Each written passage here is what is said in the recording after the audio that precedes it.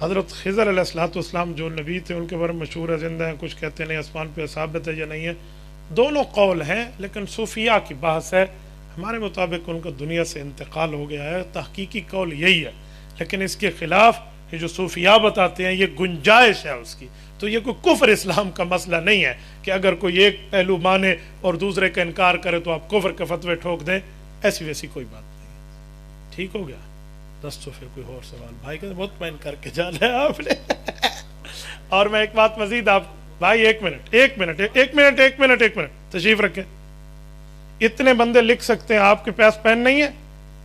نہیں ہے تو پھر لکھ کر لائیے. توجہ، جلسے میں اٹھ کر خرابی نہ کیجیے. میں آپ کی خدمت میں ایک جملہ کر رہا ہوں، لکھ کر بھیجیے. میں کہاں بھاگ رہا ہوں، میں بیٹھا ہوں آپ کی خدمت میں. توجہ، آپ مجھے دیکھیں. آپ جتنے لوگ بیٹھے ہیں میں آپ کو ایک جملہ کہتا ہوں، سوال لکھ کر آپ کریں، جواب میں دوں گا. میں نے کس سوال پر کوئی دوڑا ہوں؟ آپ کے گھر آیا ہوں. دوڑنے والا کسی کے گھر آتا ہے؟ تو جلسے میں اٹھ کر بات کرنا مناسب نہیں ہے. آپ تو بزرگ آدمی ہیں. اللہ آپ کو آداب عطا فرمائے اور ہمیں بھی عطا فرمائے. آمین تو کہہ دو. آپ جتنے بیٹھے ہیں میں آپ سب کو کہتا ہوں، آپ کی جیب میں موبائل ہے، اپنی موبائل پر ٹھیک چیزیں دیکھو، گناہ کی چیزیں نہ دیکھو. کیوں؟ اس موبائل پر تم نے غلط بد نظری کر لی نا، اور ہاتھ کا غلط استعمال کیا یہ ٹچ کرنے میں، میسج کھولنے میں، ویب سائٹ کھولنے میں، تو پھر یاد رکھو اللہ پاک سورت نمبر 36 سورت یاسین کے رکوع نمبر 4 میں فرماتے ہیں الیوم نختم علی افواہہم وتکلمنا ایدیہم وتشہد ارجلہم بما کانوا یکسبون. کہ اللہ فرماتے ہیں لوگو، اگر قیامت کا دن تم نے جو قیامت کا دن پانا ہے تو اس میں منہ پر مہر ہوگی، ہاتھ بولے گا، پاؤں بولے گا. تو آج موبائل پر غلط ہاتھ آپ نے لگایا تو کل قیامت میں جواب دینا ہوگا اور اس کی گرفت ہوگی. اس پر اللہ سے معافی مانگیں تاکہ قبر سے پہلے معاملہ صاف ہو جائے. اور اگلا جملہ، اگر ٹھیک استعمال ہوتا ہے ہاتھ تو اللہ کا شکر ادا کریں. ہماری گفتگو براہ راست چلتی ہے. مفتی عبد الواحد قریشی لکھیں، فیس بک پر 1.3 ملین فالوورز آپ کو ملیں گے. اللہ کا کرم ہے، فضل ہے، شکر ہے، احسان ہے کہ اللہ کریم نے ہمیں دنیا میں عزت عطا فرمائی ہے. تو آپ لائیے، مجھے دکھائیے. آپ اس طرح کی جو ہے نا فیس بک استعمال کرتے تو آپ لائک کیجئے، آپ کو روزانہ کے لیکچرز ملیں گے. اور اگر آپ یوٹیوبر ہیں تو مفتی عبد الواحد قریشی یوٹیوب پر لکھیے، آپ کو یوٹیوب پر انشاءاللہ تعالی سمجھ آ جائے گا سوال، پورے کا پورا جواب بھی سمجھ آ جائے گا. جس مسئلے پر آپ دیکھنا چاہیں مفتی عبد الواحد قریشی لکھیں، آ جائے گا. کریں گے انشاءاللہ. بھائی پوچھتے ہیں باغ فدق کے بارے میں مسئلہ سمجھا دیں. اللہ ان کو خوش رکھے. انہیں پرچی لکھی ہے. میں کہتا ہوں پرچی لکھ کر پوچھے، میں بتاتا ہوں. میں نے اس لیے اپنے سوال کو لمبا کیا تھا کہ وہ لکھ لیں. وہ لکھ رہے تھے. باغ فدق کیا ہے؟ فدق ایک زمین ہے، اس میں ایک باغ ہے. وہ باغ رسول اللہ کو بغیر جنگ کے ملا ہے، جس کو کہتے ہیں مال فے. رسالت مآب علیہ السلام نے اس کی کھجوروں کو ایسے تقسیم کی کہ اپنے پورے گھر میں وہ تقسیم ہوتی تھی. توجہ میری طرف رکھیں. آپ علیہ السلام نے ایسی تقسیم کی. رسالت مآب علیہ السلام کے دنیا سے چلے جانے کے بعد حضرت ابوبکر نے ویسے کی. حضرت اماں جان فاطمہ الزہرا رضی اللہ عنہا نے سوال کیا خط لکھ کر کہ یہ حضور پاک علیہ السلام کی میراث میرے نام کی جائے. حضرت ابوبکر صدیق رضی اللہ عنہ نے جواب دیا کہ فاطمہ بیٹی، آپ کو زمین چاہیے تو میری کسی زمین پر انگلی رکھیں، میں دینے کے لیے تیار ہوں. لیکن یہ حصہ جو آپ مانگنا چاہ رہی ہیں تو آپ کے والد اور ہمارے پیغمبر کا یہ فیصلہ ہے. آپ یہ فیصلہ حضرت عباس سے بھی پوچھ سکتی ہیں، حضور کے چاچو جان، اور اپنے خامد، اپنے سرتاج حضرت علی المرتضی سے بھی پوچھ سکتی ہیں. حضور نے فیصلہ کیا تھا نحن معاشر الانبیاء لا نورث ولا نورث ما ترکناہ صدقہ. جو چیز ہم چھوڑ جائیں نہ وارث بناتے ہیں نہ وارث بنتے ہیں، ہم نبی ہیں، وہ امت کے حق میں صدقہ ہوتی. تو آپ حضور کا فیصلہ قائم رکھنا چاہتی ہیں یا اس کو توڑ دوں؟ تو اماں جان راضی ہو گئی. اماں جان نے پھر کوئی بات نہیں کی. تو آپ کیا چاہتے ہو؟ ابو بکر حضور کے فیصلے کو توڑ دیتے؟ بولیے. اماں کو سامنے حدیث آ گئی، بات پوری ہو گئی. اگلا سوال. توجہ. جو ظالم کہتے ہیں کہ اماں فاطمہ کا حق ابو بکر کھا گیا تھا، آؤ میں تم سے سوال کرنے لگا، مجھے بتاؤ حضرت ابو بکر کے بعد چوتھے نمبر پر حضرت علی کی حکومت آئی یا نہ آئی؟ بولتے نہیں ہیں، آئی یا نہ آئی؟ کتنے سال؟ 4.5 سال، اور 6 ماہ حضرت امام حسن رضی اللہ عنہ کی خلافت ہے، کل کتنا عرصہ ہو گیا؟ 5 سال۔ باغ فدق دریا بہا گیا تھا، زمین نگل گئی تھی یا قائم تھا؟ تو آج تک قائم ہے۔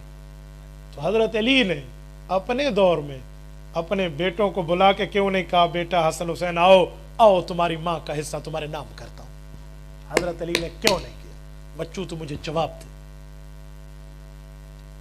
ایک ہی جواب ہے کہ حضرت علی المرتضی حضور کے فیصلے کو جانتے تھے، انہوں نے قائم رکھا۔ ابو بکر کے فیصلے کو علی نے قائم رکھا۔ اب تیرے دل میں محبت حیدر ہے تو تو بھی ابو بکر اور حضور کے فیصلے کو قائم رکھ علی المرتضی کی طرح۔ ابو بکر کھا گئے، شرم نہیں آتی؟ جس نے پوری زندگی جان مال وقت اوقات اولاد پیغمبر پہ قربان کر دی، وہ کھا گیا؟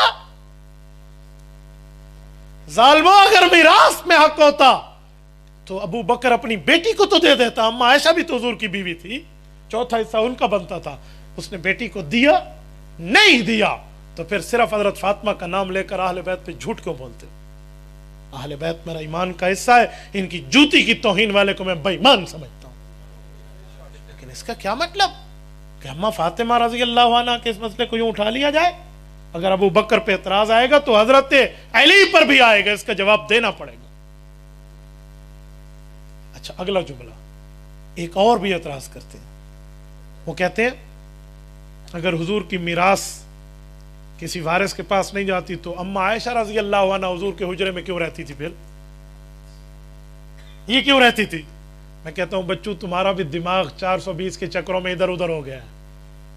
یہ حجرہ حضور نے اما عائشہ کو دیا ہوا ہے۔ دلیل 22ویں پارے کا پہلا صفحہ، سورت نمبر 33، سورت احزاب، آیت نمبر 34، وَاذْكُرْنَ مَا يُتْلَى فِي بُيُوتِكُنَّ مِنْ آيَاتِ اللَّهِ وَالْحِكْمَةِ ان اللہ کان لطیفا خبیرا۔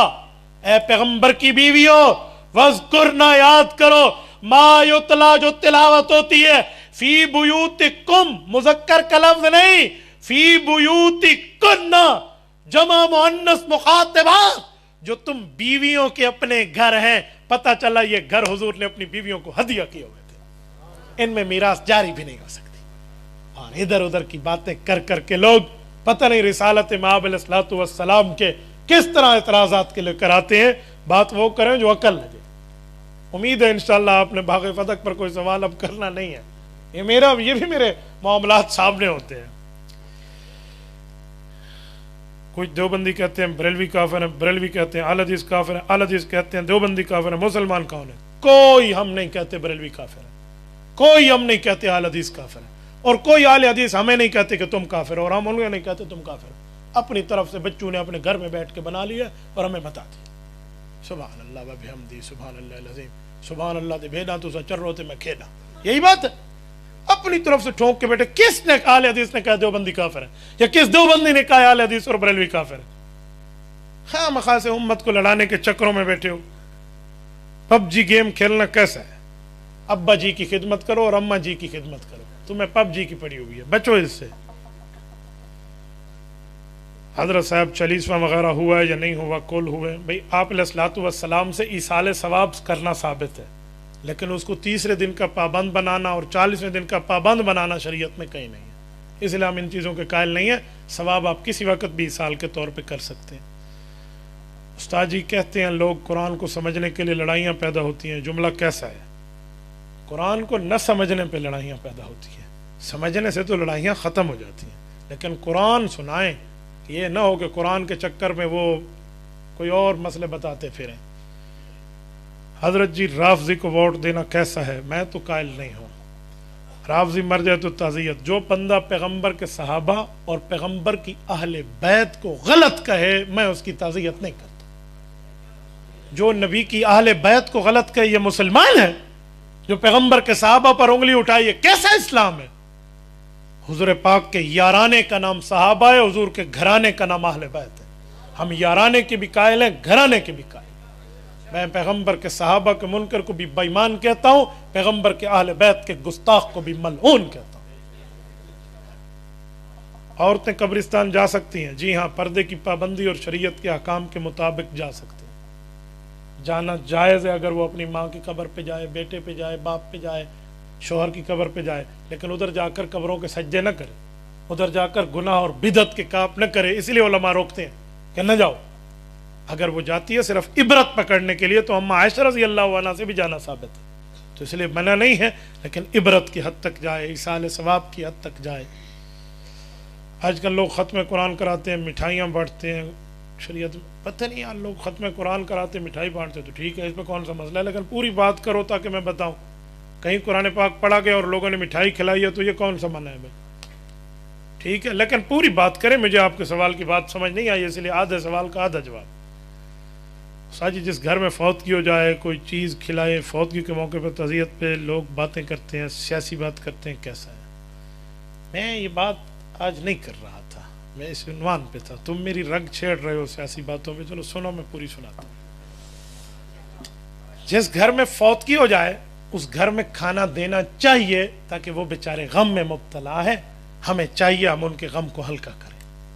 لیکن اس کا یہ مطلب نہیں ہے کہ برادری کا کھانا دو، سارے مل کے کھائیں گے، آخر میں پیسے دے کر جائیں گے، یہ ڈرامے بازی ہے۔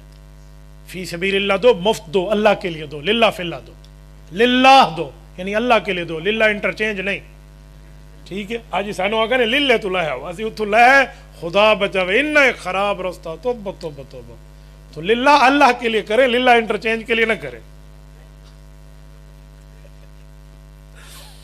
تو اس لیے اللہ کے لیے ان کے گھر دیں، برادری کی روٹیوں ووٹیوں کے چکر سے میں دور ہوں بابا۔ لوگ وہاں پر بیٹھ کر سیاسی باتیں کرتے ہیں، دنیا کی باتیں کرتے ہیں، کیسا ہے؟ سیاست دنیا کی بات ہے؟ سادے بندے ہو تو۔ سورت نمبر 12 سورت یوسف، اجعلنی علی خزائن الارض۔ اسلامی سیاست تو انبیاء کی میراث ہے۔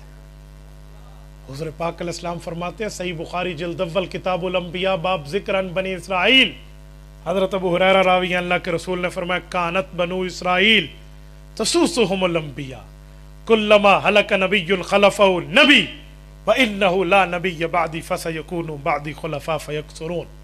کہے لوگو، انبیاء کرام آتے، وہ نبی بھی ہوتے، اسلامی سیاستدان بھی ہوتے۔ ایک نبی فوت ہوتا، دوسرا نبی بھی ہوتا، اسلامی سیاستدان بھی ہوتا۔ آقا نے فرمایا، میں آخری نبی ہوں، میرے بعد نیا نبی پیدا، بولیے جس کا عقیدہ ختم نبوت کے، حضور کے بعد نیا نبی پیدا نہیں ہوگا۔ تو صحابہ کرام نے یوں سوالیہ نظروں سے پوچھا کہ یا رسول اللہ، آپ کے بعد نبی تو نہیں پیدا ہوگا، تو اسلامی سیاستدان بھی نہیں آئے گا؟ حضور نے فرمایا، جی نہیں، فَسَيَكُونُ بَعْدِي خُلَفَاء، میرے بعد میرے علماء خلیفہ بن کے آئیں گے۔ یا رسول اللہ، ایک دو ہوں گے؟ فرمایا، جی نہیں، فَيَكْثُرُونَ، کئی ہوں گے۔